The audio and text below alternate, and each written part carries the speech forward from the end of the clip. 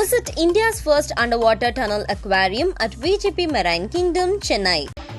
IPL தொடரில் Sunrisers Hyderabad அணிக்கு எதிரான ஆட்டத்தில் பஞ்சாப் அணி இறுதி வரை போராடி தோல்வியடைந்தது. சண்டிகரில் நடைபெற்ற இந்த ஆட்டத்தில் டாஸ் வென்ற பஞ்சாப் அணி முதலில் பந்து வீசியது. சன்ரைசர்ஸ் அணியில் டிராவிஸ் ஹெட் 21 ரன்களிலும் அபிஷேக் சர்மா 16 ரன்களிலும் ஆட்டமிழந்தனர். சிறப்பாக விளையாடிய நிதிஷ் ரெட்டி 64 ரன்கள் அடித்தார்.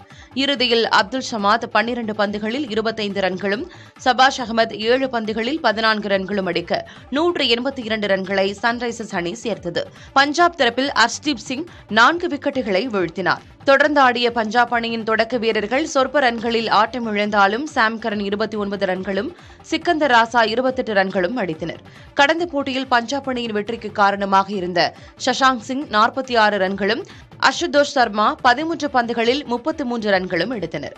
கடைசி ஓவரில் 29 ரன்கள் தேவைப்பட்ட நிலையில் 2 ரன்கள் வித்தியாசத்தில் சன்ரைசர்ஸ் அணி வெற்றி பெற்றது.